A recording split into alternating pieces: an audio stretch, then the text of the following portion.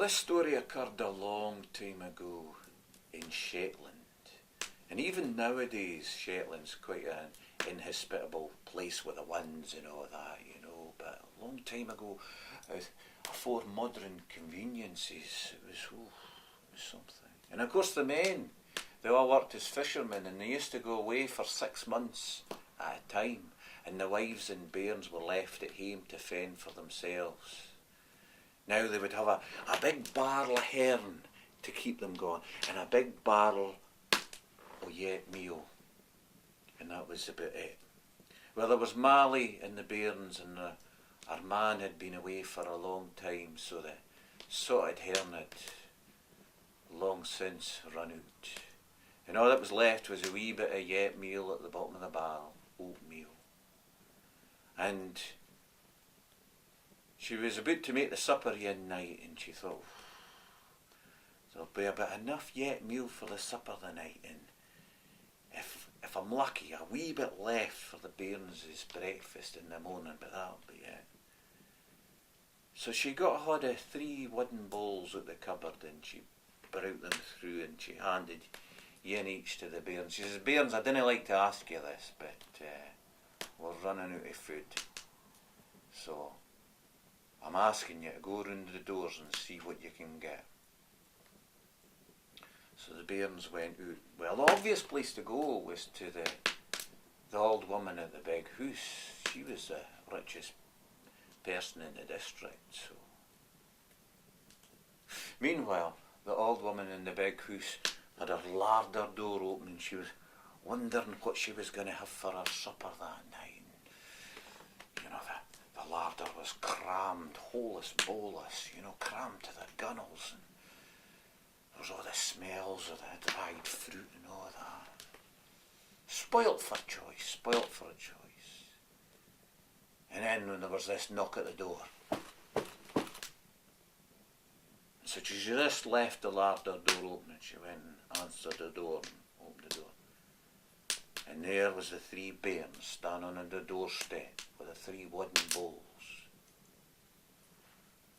"Oh, it's come to this, has it? Your mother shouldn't have had you in the first place if she can't keep you. You needn't think you're getting on in here. No." And the old woman was going on and on. And the 3 bairns could see a hint of the larder door was open. Oh, this food. And they could smell the dried fruit and whatnot. "Oh, no, you needn't think you're getting on in here. Scram, get out of here." And she slammed the door in their faces.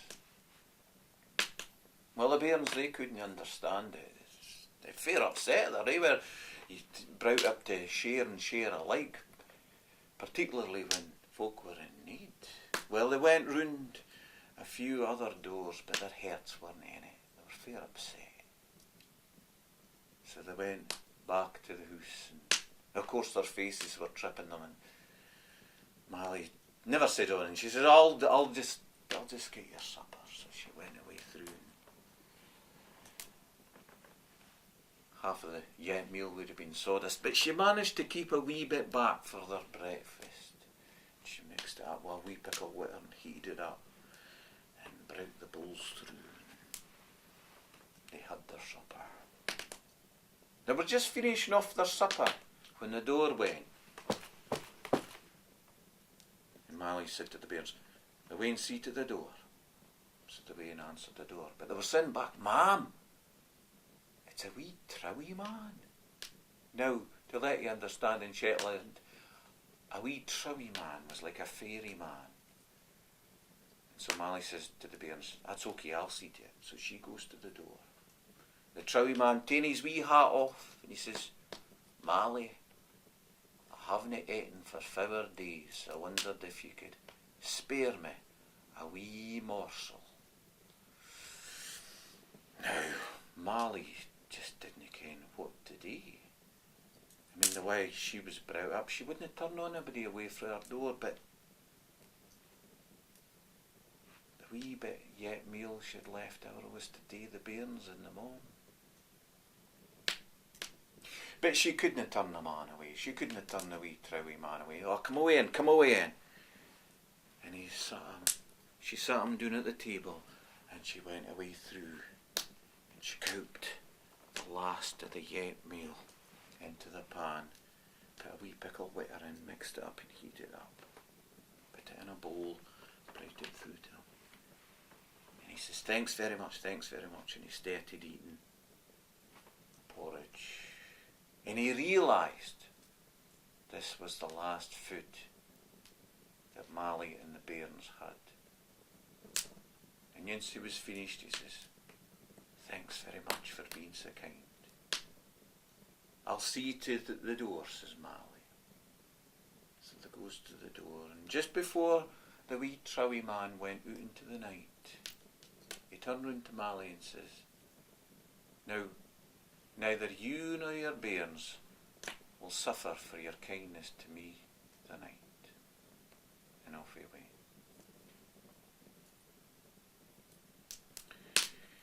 The next morning, Mallie got up nice and early as usual, and she thought, oh, there's no yet meal, there's nothing for us to eat.